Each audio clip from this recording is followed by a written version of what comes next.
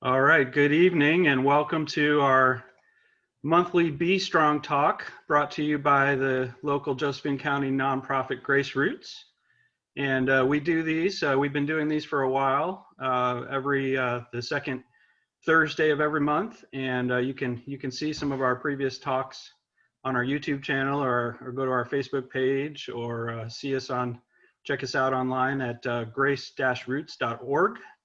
And like we do each month, we bring in a special guest speaker to talk about their recovery story. Most of our monthly talks have been about recovery stories, and it's my pleasure this evening to introduce to you Kyla McCormick, who is our monthly guest this evening. And just as a quick reminder, we'll be, like we do each month, we'll be letting her tell her story, and then towards the end there'll be an opportunity for questions and comments. And please keep yourself muted while she tells what I'm sure will be an amazing story. And Kyla, please feel free to take it away, and we're looking forward to your story.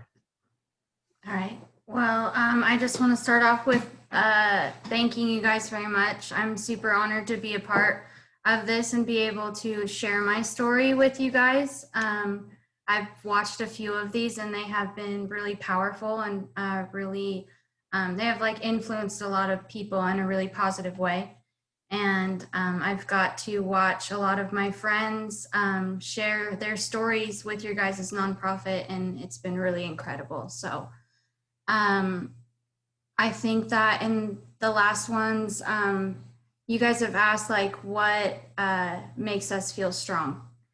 And I will tell you guys what allows me to feel strong and how I can present myself as being strong. So one of the ways I've been pondering how I feel strong or what makes me strong is the compassion that I have in my heart, the kindness and the respect that I have for myself and other people, and the love that I have found in my recovery that I know that I've had in my body my whole life, in my heart and my soul.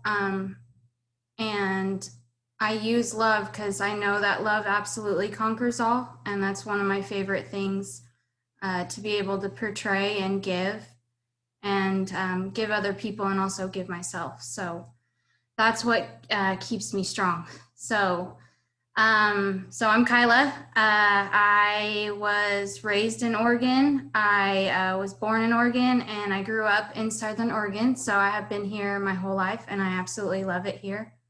We live in a super beautiful community. We have everything that we want here. We have all 4 seasons. We have mountains, we have snow, sand, beaches, redwoods, everything, you know? So that's a pretty good way to start your life, is to begin here. I was raised in the country and grew up a country kid. So I was a tomboy growing up. My baby brother, that I consider my first best friend, was born when I was 5. And I talk about him for a very specific reason. I love him very much. So he was born, and so it was just me and my baby brother and a couple of the neighborhood kids, and the majority of them were boys. And we got to grow up out in the woods and ride dirt bikes and climb trees and play in dirt. And that's how I was when I was a kid, you know? Like that was one of my favorite things to do, was to be outside all the time. So I grew up pretty early, like at a young age. So my parents were full-time workers. They couldn't really pay for a babysitter, so I became the babysitter, you know, at a super young age. I started babysitting my brother. He's 5 years younger than me, so I started babysitting him when I was like 7. And so I pretty much took care of a 2-year-old and taught him how to ride a bike, you know. I fed him, I babysat my cousin. The neighborhood kids would come in. Like, we were just these really kind of like free-spirited, feral kids that got to do whatever we wanted, but with like rules, you know? So when the parents weren't there, we were like running around with all these toys and having a bunch of fun, and it was a super cool way to like grow up. So at some point, I experienced a lot of trauma at that age. And I'm not going to go into like explicit like details of my trauma or anything like that, because it could be triggering to other people. But if you guys do have trauma that is physical or mental abuse, and you guys want to talk about it after this, I'm more than welcome to like set off time to walk through that journey with you and relate to you on that, because that is a really difficult thing to go through. And when you find support and you know that you're not the only person in the world that has gone through it, it sets you free. You have that support and that similarity in a situation that was potentially your gateway. So that happened at a really young age, and it continued for a few years. And then about the time I was in 5th grade, we had moved again. So we moved from Merlin out to Jerome Prairie, and I met my best friend, Amanda. She's my childhood best friend. And we have been friends ever since. She's gone through this whole journey with me. And so we started to like experiment with like drugs and stuff like that. I like found some marijuana, and I started smoking it at a really young age. I was like 11. But I'll back it up a little, because I started drinking when I was 9. I found my parents' vodka bottles in the freezer, and I really wanted to not feel my feelings. And I noticed that like my mom wasn't feeling her feelings, and that it made her feel better, and I wanted to do that too. And so I grabbed the vodka bottle out of the freezer a lot, and I would fill it back up with water, and then I'd put it back in the freezer.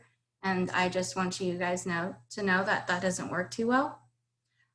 So I got in trouble for that, and I continued to do it. And then I started to smoke marijuana, and I started smoking cigarettes when I was 12 years old. And I imagine that some of you guys have some 12-year-olds in your family. So to know that a child can start smoking cigarettes every single day at 12 years old is like heartbreaking to hear, and to be able to like use marijuana at that age and sneak it and try to get away with it is pretty scary for that age. So I started to use anything that I could at that point, when it came to stuff that was like readily and available, like in my household. And that was my go-to. Those were my friends. I would invite my young friends in middle school over to like smoke weed. So I knew that somebody was doing it with me, and I wasn't the only one. I thought that I was kind of like the cool kid because I had marijuana, and I started to try to grow marijuana when I was 12 years old. And it actually worked, which is crazy, but that's what I did. That was a big part of like who I was, and my personality was growing marijuana and smoking marijuana and using alcohol, and that was just in middle school. And so I did pretty good at like keeping it a secret. I would go to school and I would smell like cigarettes, and like the teachers would be like a little concerned and wonder like why I smelled so bad like cigarettes. And I let them know like, oh, my parents smoke, that's the reason why. So I just got away with it so easy. So when I was in high school, I was still that kid, that country kid. I wore Birkenstocks and wore tie-dye clothes and like had beads in my hair. And I was just that little art student, that little hippie art student, that free spirit. But deep down inside, I was like hurting really big from the trauma that had unfolded in my life. And that trauma was my gateway. So that was my gateway to use and to cover my feelings. I didn't want to feel my feelings. I didn't know that I wasn't feeling my feelings correctly either when I was at a young age, because I didn't have figures around me that actually showed me how to communicate effectively or love effectively. I isolated and it wasn't a problem in my family. Like everybody isolated to their own rooms, and we didn't eat dinner at a dinner table together. And I just chose to stick myself in isolation and drowned out all my pain and my, which I didn't know that it was my pain at that age.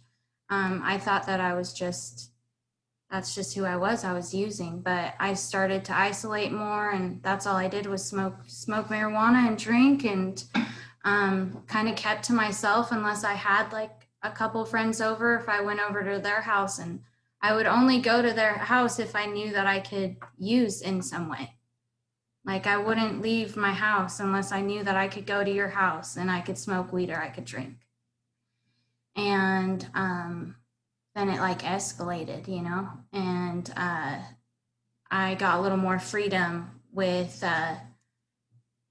you know, being 15 and 16. I started to like, you know, go walk around town and go to First Friday. And when I was growing up in Merlin, when I was younger, there was a neighborhood girl down the street, and I consider her like a sister still to this day. And her and I were like 15, you know, we're walking around the street, and it was my 15th birthday, and she was like, do you want to do mushrooms? And I was like, I don't know, like eat them? Like, what are you talking about right now? And she's like, no, take them with me, you know? And she was like, where's your birthday money at? And I was like, so I gave her my birthday money, you know? She's like a little bit older than me, like way cooler, had all these friends, like, and I was like, okay, let's do it. And so we like did mushrooms, and that was the first time I ever used like a hardcore psychoactive drug. And I know that that right there, I was like hooked. Like it didn't make me feel anything. It just made me see colors that I had never seen before. And I was like, this is what I want to do, you know? So I ended up continuing to do stuff like that. I still got good grades, which was so weird to me because I went all through school with no problem. Like I still graduated, like, you know, with like a 3.8 and stuff like that. Like I excelled in school, but I like, you know, was using heavily during this whole time. I started drinking and going to school. I would drink before I got on the school bus. I would sneak vodka in a water bottle on the school bus. And I would get drunk before all my classes. And I never got caught for it, which was very weird because I should have. I was like very abrasive and a lot louder and not as nice. And there was no like warning signs within the school system, I guess. I did have a PE teacher that was a little concerned. She was like my aerobics teacher, and she would like ask me like, you know, why do you smell like cigarettes so bad? Like, you're acting a little funny today, you know, like, and I would just always get away with it. And so eventually I got a car. I got a lot more freedom then. And I met a boy, and he went to a different school. And I thought he was the coolest thing ever because he was like a year or two older than me. And he had graduated or was about to graduate Grants Pass High School. And he was just the bad boy and like these really cool cars. And I just thought that he was the coolest thing ever, you know? And so I started dating him. And I was like 16 at this point, and still going to school, still skipping classes, still passing classes somehow. I don't know how. Which I'm thankful for today. I skipped so many classes that they still call me Skipperella, like my classmates do that I graduated with, but I still was able to pass like high school for some reason. But that was, I mean, I was just a free spirit, and I was like really rebellious, and I wanted to do what I wanted to do, and I wanted to cover up those feelings, and I wanted to be loaded all the time, and I didn't want to enjoy what I was doing at all. And I didn't even realize it, you know? So at that point, I'm just using marijuana and alcohol. And then I had used the mushrooms. And then I got into a huge fight with my mom when I was like 17, and because she could see me like going downhill and like not taking anything seriously. And I was going to drop out of high school and I was going to go move in with this boy and just rebel fully, And my parents like just threw their hands up in the air because I was really out of hand. And so I ended up moving out, and I moved in with this guy. And one day I got my first job, and one day I walked in and I saw him like smoking off something, and it was like tinfoil. And I was like, "What are you doing? Like, what is that?" And we like smoked weed together and stuff like that. But I wanted it, like whatever it was, like it was so intriguing that I wanted to do it too, And it was narcotics, like prescription drugs. Like Perk 30s and Oxycontins. And I was like, oh, that's what I want to do, And I did not know. So within the school system, I don't want to blast the school system. I absolutely love our community, our school system. But like, I never knew at all up to that point, like what drugs could do to you. There was no like classes or awareness within my school system that said, hey, like, if you do this, this is what's going to happen. Like, and you never know until you really go through it. But I had no education on what those drugs could do to me at all. And so I started taking them. I started smoking them, and those prescription, they were illicit prescriptions bought off the street. But the more that I smoked them, the higher my tolerance went. And I was 18 at this point, and I needed to graduate high school still. And I did graduate. I went to my graduation ceremony absolutely loaded. I don't remember it at all. I do remember the hats flying in there, but that's pretty much all I remember. And that's pretty sad to say, because that's one of like the most proud moments that you can have in your life, the first achievement in your life that you can have. And I don't remember it at all, besides the hats for some reason. And so I graduated. I moved in with this boy. My parents and I aren't really talking at this point. We start to do our own thing. I'm working. I'm living with this guy, and then our addiction into prescription drugs, got really, really bad. I was spending hundreds of dollars a day trying to keep up with both of our tolerances and addictions, and I was the only one that had a job. So when you only make so much amount of money, you start to do other things in order to get that money for your drugs, and that's exactly what happened. And I started to, take things from people I shouldn't have taken from my own jobs that I shouldn't have taken from. And then we moved out to Rogue River. And so I ended up trying heroin for the first time out there. And I once again had no clue the pain that you can feel, or the addiction, or the withdrawals, or anything. I didn't know that heroin could do that to you. So I instantly get hooked. I love the taste, the smell, everything.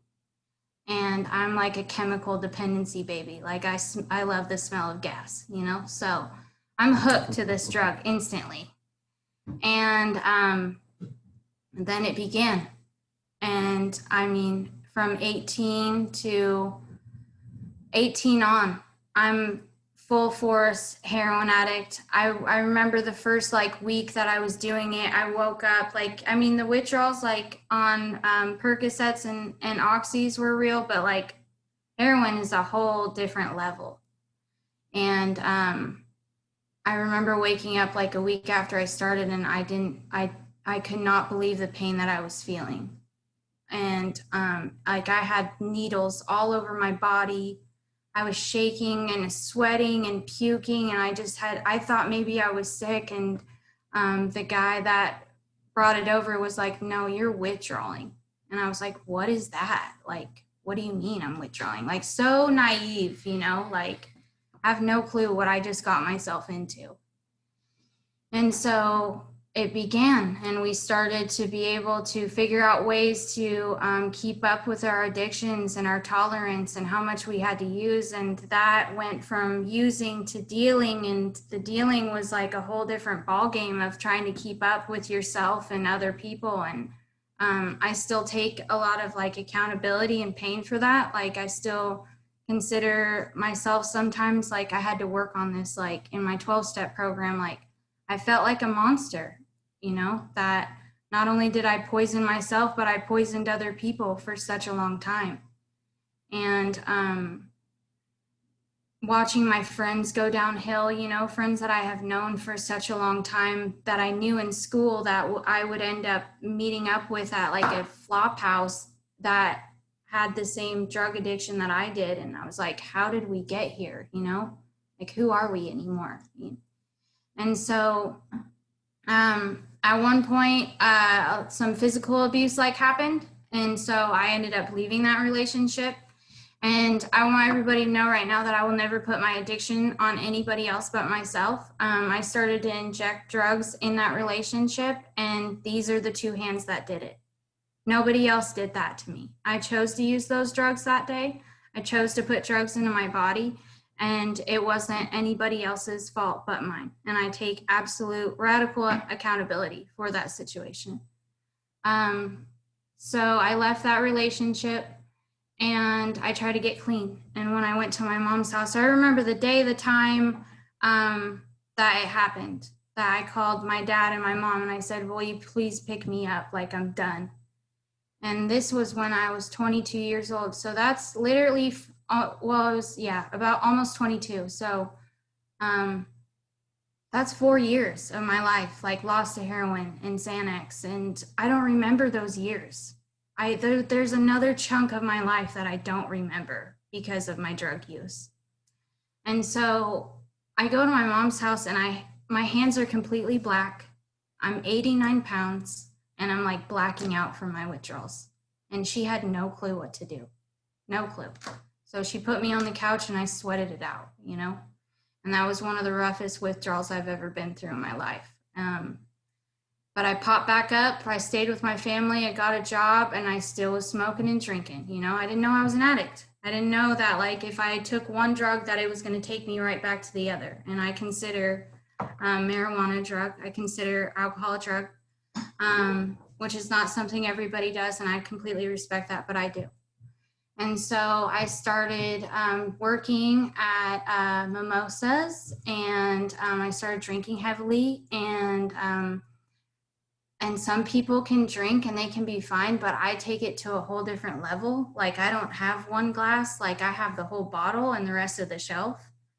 And so I drank really heavily at that job. So I changed jobs and I started working at a lodge down on the Lower Rogue, and it was like one of the most beautiful experiences of my life. And I was drinking, smoking down there also. And so I had like this window where I didn't like use heroin again, you know, like I was just drinking and smoking. And then one day I came back from the lodge and I ran into a friend, and I thought that I could weekend warrior, you know, the heroin, and that it would be fine.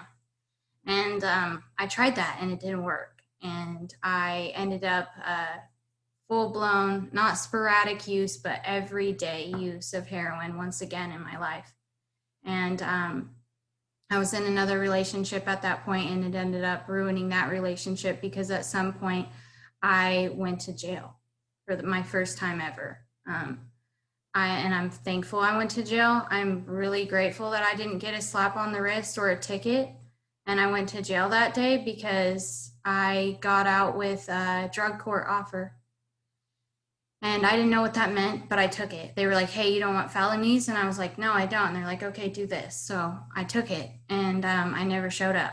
So I did for like a couple of days where my lawyer told me to go, but I never went.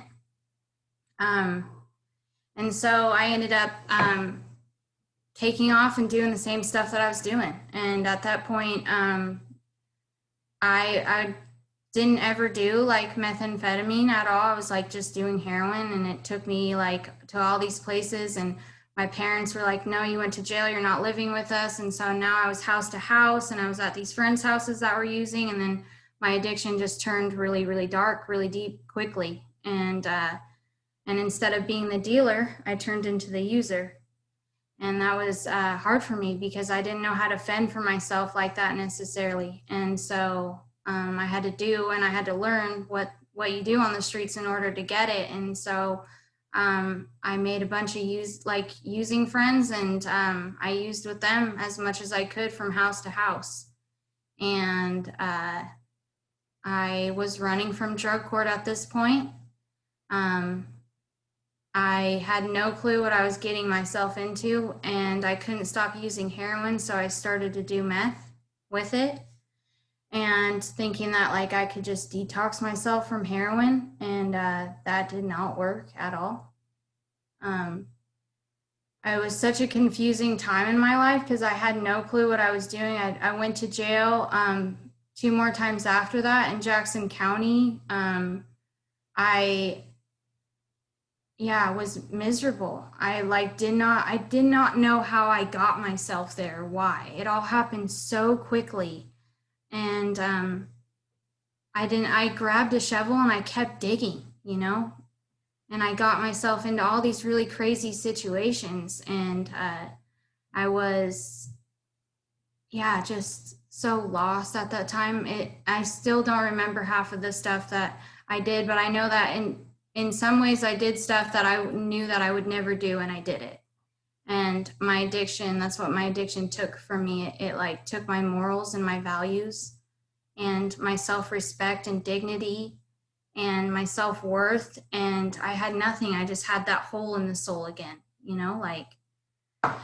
and the only way that I knew how to fill it up was with drugs. And so I'm running from drug court at this point, right? I have warrants out. And during that time, my addiction took me to the scariest places I have ever been my whole life, that I never would wish upon my own enemy at all, never. And I got, not only did I do terrible things to other people, but I had terrible things done to me. And I was so scared for my life at some point that I hid out in somebody's house for as long as I could. And then I left one day, and some sort of altercation happened, and I didn't like who showed up, so I left. And I made it out to some lady's house out in Provo, and I was once again super skinny. I was tired. I had, veins that were blew out all over my body. I was so lost out in the woods, and I had no clue where I was. And I saw a porch light that was on, and I ran for it. I ran for this porch light, and I fell asleep on this lady's porch. I have no clue who she is to this day, and I wish that I could send her flowers because I know that I scared the crap out of her. But I dropped on her porch, and I woke up, and her door hit my head, and I said, "Lady, I'm done. Please call the cops." And I surrendered that day. I completely surrendered my lifestyle over to something. I didn't know what it was, and I wanted to be done so bad. And so I went to jail. When I'm driving back from Portland, I fell asleep in the sheriff's truck, and I woke up in this moment, and I looked over, and all I saw was my parents' house, and then I was in jail. And my parents, when I talked to them about it, they were so thankful that I was in jail, they could finally sleep, because they didn't talk to me. Every time I was in my addiction, they did not enable me. I will give them that. They did not enable me. They knew how to hold boundaries with me and not enable my addiction at all. And I thank them for that every day. And so I finally went to jail and finally got back into drug court. I was crying on the drug court screen. I was like, if you guys don't let me back in, I know I've been on the run, but I will die out there. I won't make it, And I knew that I wouldn't. It was summertime at this point. And that was, when I went to jail, it was, August 25th, 2017. And so that is my clean date. I now have 3 years and 6 months. I'm an addict, and I have committed to long-term recovery, and that is where my journey began. So I started to do drug court, but the first person that picked me up, her car turned into a confession box on the way to treatment. And so everything that I had done in the last 9 months of running, I told her, and she just so happened to be my PO at that time. So, and I felt good. I felt relieved. I finally felt safe. I don't know what it was about being in her car next to her, but I felt safe. And I was like, I did this and I did that. And I feel terrible and I'm crying. And she dropped me off at On Track. And I did not know that I could go to residential treatment and it wouldn't cost me money. I had no clue that you could get OHP and OHP would cover it. So when I was 22 and I tried to get clean at my mom's house, they were thinking about taking me to treatment, but they thought it cost money too. And so I didn't go. And now I'm in treatment and I'm like, who's paying for this? Like, I can't believe drug court's doing this, you know, like what a miracle. And I almost left a couple times. And before I left, I ended up dropping down to my knees and like praying, you know, because I knew that I didn't want to go back out to the woods. And I was like having a hard time in the city, you know, like, and I'm glad that I stayed. If I had not dropped to my knees and prayed that day, I wouldn't be with you guys here right now. And I'm really glad that I did. So I got out of On Track. I was in drug court. And I was terrified still for my life at this point. I had a hard time trusting people because of the things that I did to people and what people had done to me. And I do want to mention that was when I was in On Track that the only person that answered the phone for me was my parents and that little girl, Amanda, that I told you guys about, that one that I met in 5th grade. So she is the only one of my friends that like didn't abandon me and still had hope for me and prayed for me and answered that phone call when I was in treatment. And I love her every day for that. And that is like unconditional love, you know, like that friendship is absolute unconditional love. And Amanda's been able to teach me that throughout my whole life. And I love her very much for that. So I got into drug court and they were like, you need to go to these 12-step program or meetings. And I was like, I don't know what that is. And then, so I started to go, and then I went into these different 12-step programs, and there was all these people that were like in recovery from all this stuff. And I was like, who are these people? Like, what are you guys doing? Like, and they were like stoked about life, and they had these twinkles in their eyes, and they had this and that, and their kids back in cars and families and houses. And I was like, okay, cool. Like, how did you do that? And so I started to listen, and I was really quiet and really intimidated, but I kept going back, you know, I show up to my groups. I did UAs, you know, and I'm thankful for that. I'm thankful that like I took a drug court plea in order to, you know, have a clean slate with my felonies, and then also being introduced to this beautiful lifestyle that I never knew existed. You know, I had no clue that these 12-step programs existed at all. Like, I was that isolated and sheltered in my childhood that I had no clue that this stuff happened. And so I started to hear like these voices, these women in recovery that would like say things, and it would like blow my mind, you know.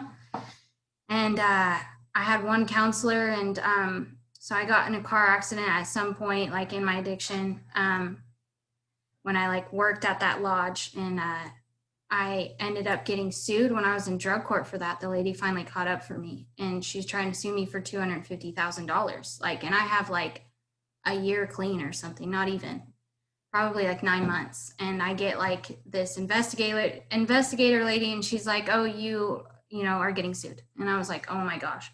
So I go and I run up and I tell my counselor, like, oh my gosh, this is happening to me. And she's like, okay, Kyla, what's the gift in that?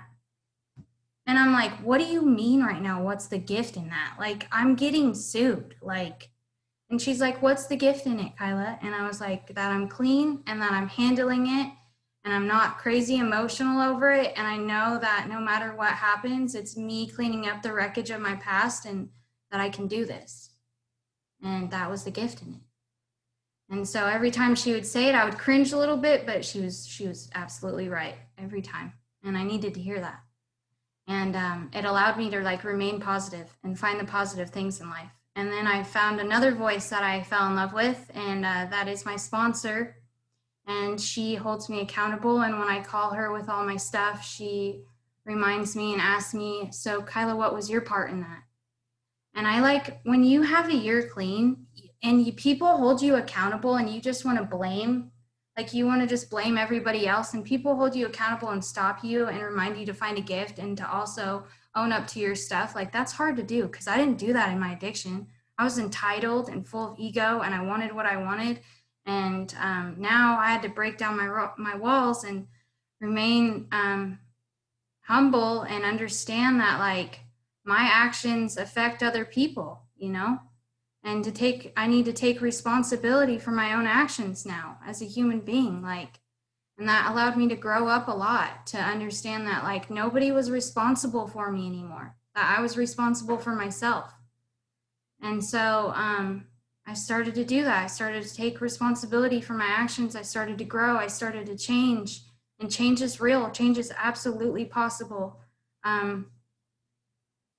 And I can prove to you that change is real because I have some pretty mugshots. So that picture that you saw that was on the flyer is not the girl that you see in the mugshots anymore.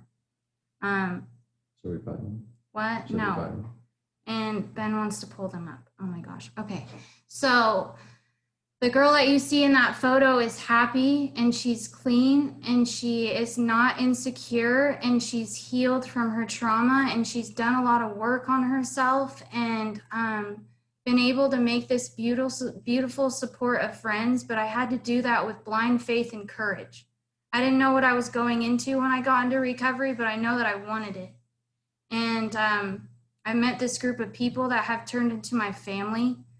And they all show me different ways on how to be family. Like they have their families and I also get to be a part of their family. And I get to watch them raise children and buy houses. And they teach me how to be financially responsible. And like they include me on these like cool family trips that like I never did when I was a kid. You know, I went camping like once a year when I was a kid and that was it. And then I like locked myself in my room the rest of the year. And now I get to go camping and go to the dunes and go to Raiders games and go to the beach and like just do all these really incredible fun things with these humans that have like kind of like accepted me into their family, and a family that I would have never known that I could have ever had. And that was because I decided to make a decision with my life. And you know, I moved in with a couple of friends like last year and we all ate at the dinner table. And I didn't eat at the dinner table when I was a kid, you know, and I like, this part makes me emotional.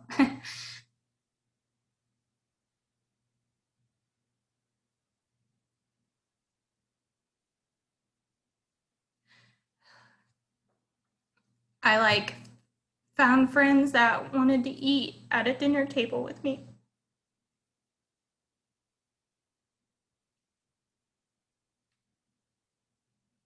I do this every time, you guys. I'm fine, I promise.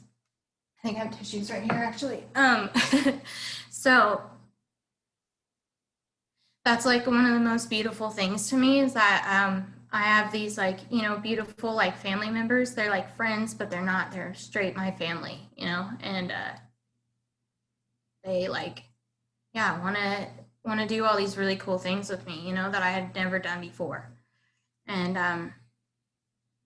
I absolutely love every single one of them for that. I love like the whole team of people that I was given a chance and blessed with.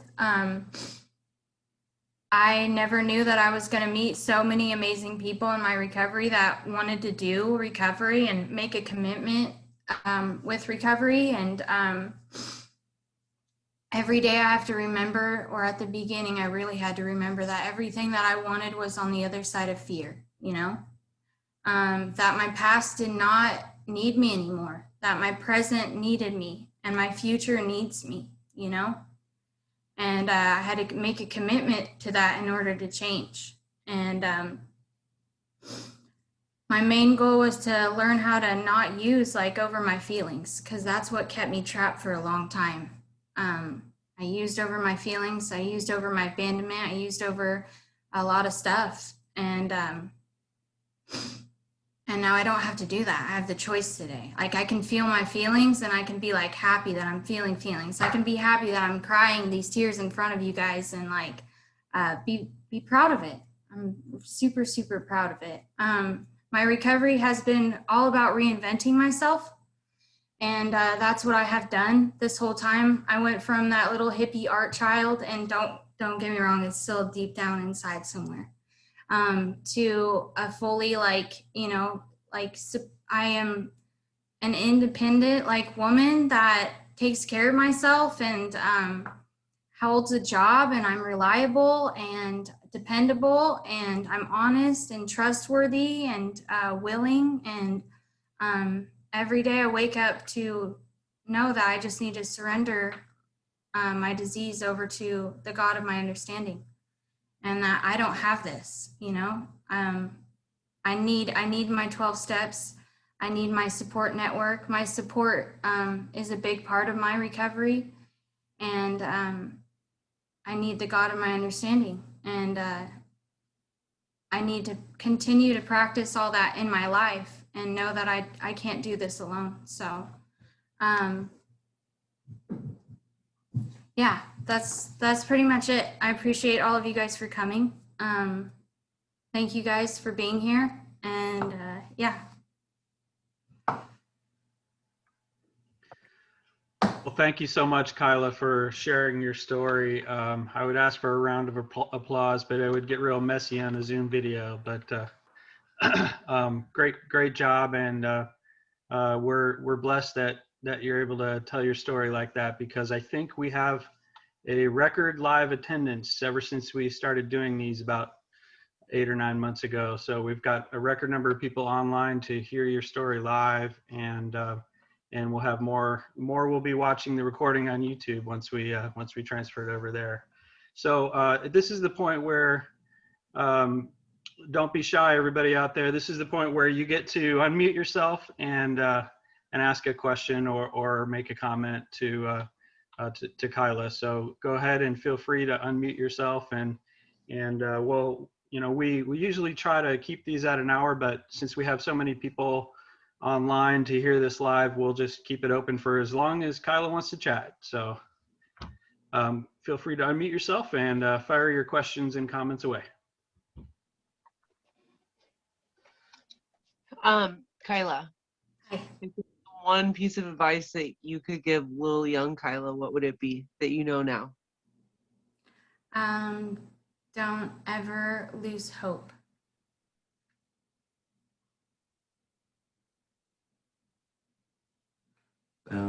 Mic drop.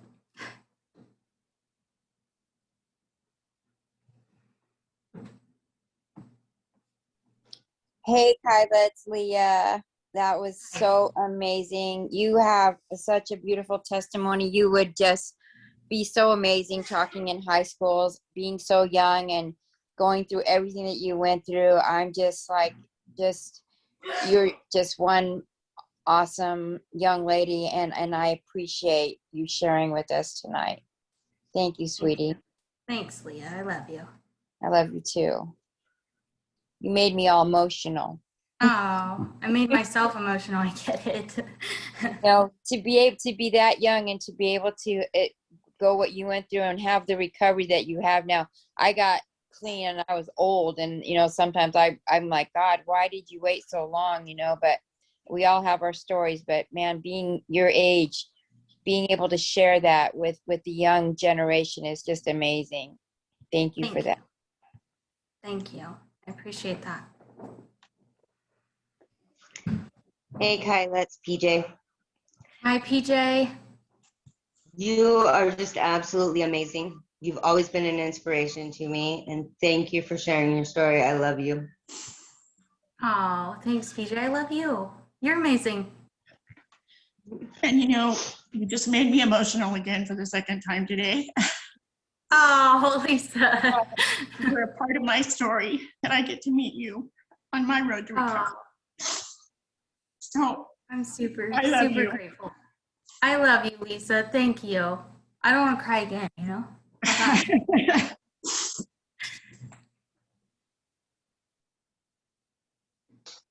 Hey Kyla, it's Lori.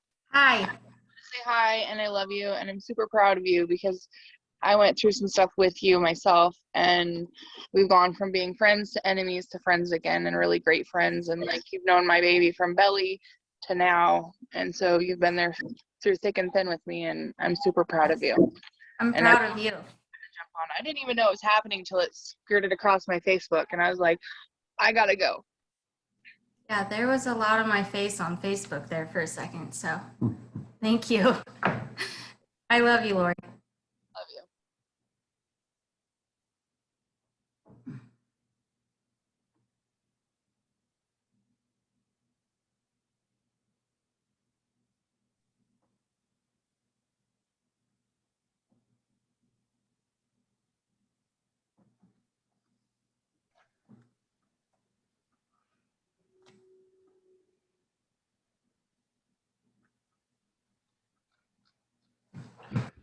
Hi, Kyla. I got a question.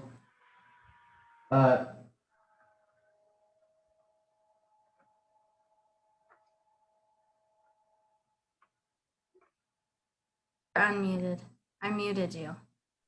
Okay, I'll unmute myself. Oh. Hey, Kyla. What would your advice be to anyone coming into recovery?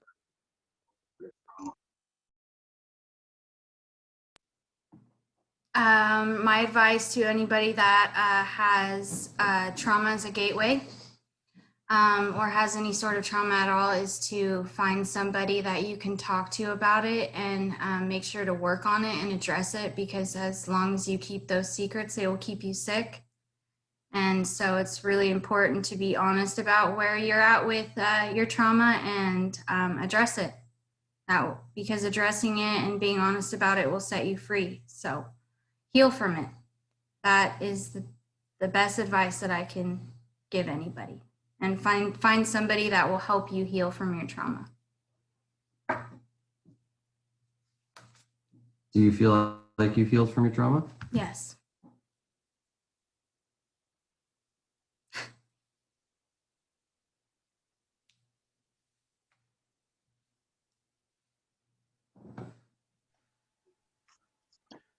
So listen, I'm super proud of you.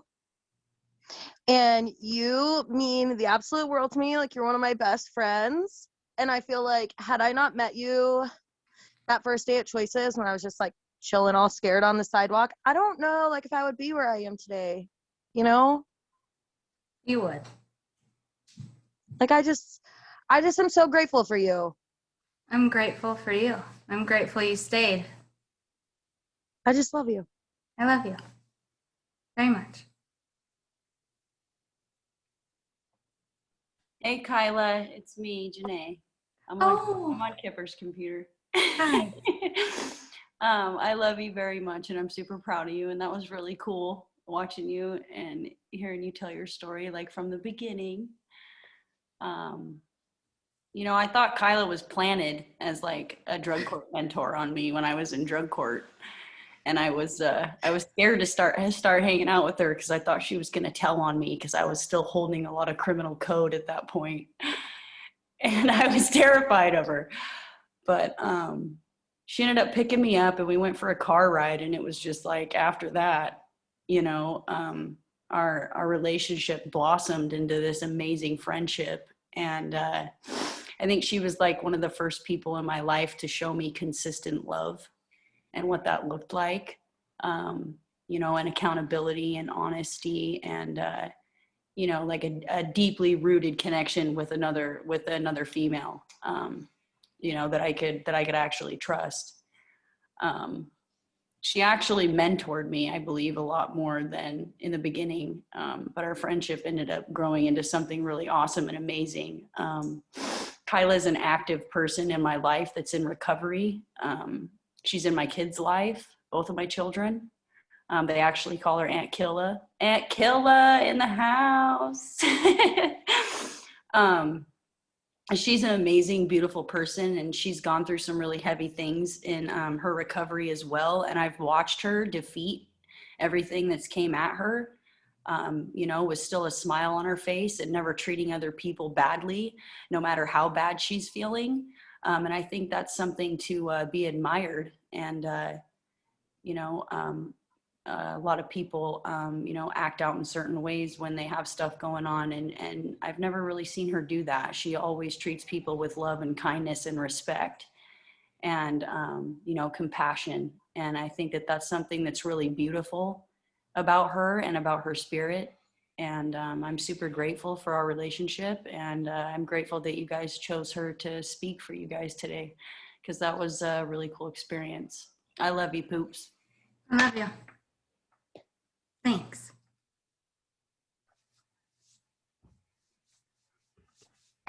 Kyla, it's Bob and Laura. Hi. Yeah, the Taystons. Thank you for sharing. Yeah. And we're super proud of you. We love you. We can't wait to see what the future holds. And one day you'll have your family and you'll be able to eat at the dinner table together every night. It's really important, and it's something that you'll have control over. Yeah. And you'll really love it. Oh, thank you guys. I love you. Thanks, Bobby. I was Ben's parents, just so you guys all know.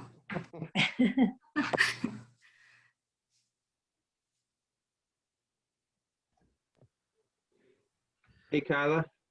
Hi. Hi, this is Archie Lighty. I just wanted to thank you so much for sharing your story. It's so amazing to see someone go through so much and then have that pivotal moment when you were about to, it sounds like, bail again, but then you got down on your knees, and that type of commitment that, I think we're just all blessed to have you as a human being, and I just want to thank you. Thank you for coming. Thank you very much. I appreciate that. It's that unconditional love that kept me in recovery. That's what really got me. Well, certainly one takeaway that I have from your discussion is thank God for drug court. Yes. Thank God for drug court. Absolutely. I love drug court very much. It's one of my passions. So. All right. Well, anybody else that wants to make a comment or have a question for Kyla? Hi, Kyla. It's Heather. I'm really proud of you. Oh, hi, Heather. I'm so proud of you too. Oh, thanks. Yeah. I've just watched you grow into this amazing woman, and I think you're incredible. I think you're incredible, and you have done the same also. I've watched you grow up into this incredible woman as well, and we've got to do that together, Yeah, that's cool.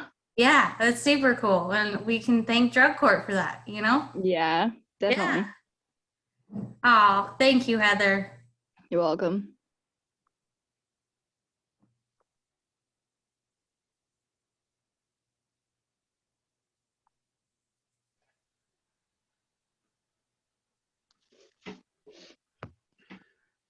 All right, we have a couple minutes more if there's any other questions or comments out there.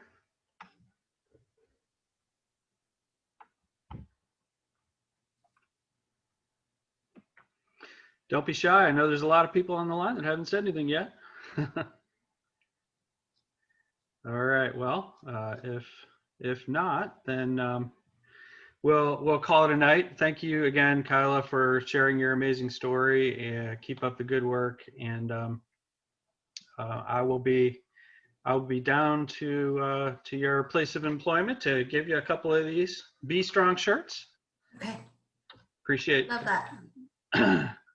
All right, Appreciate it thank again, you. and you can catch the recording and some of our past talks on our. Just go to YouTube and look up Grace Roots, and you'll see some of our past chats. And hopefully, we'll see you all again next month, the second Thursday of the month. And until then, be safe and And have a good night. I appreciate everybody's attendance, and thanks again, Kyla, for sharing your great story. Thank you. Thank you, guys. Have a good night. Good night, everyone. Love you. Love you.